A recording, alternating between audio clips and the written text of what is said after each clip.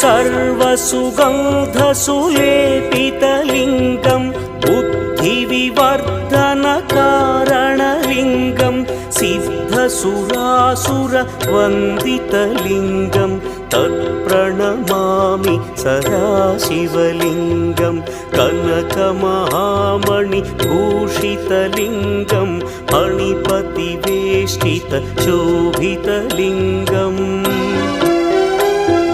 दक्षसुयज्ञविनाशनलिङ्गं तत्प्रणमामि सदाशिवलिङ्गम्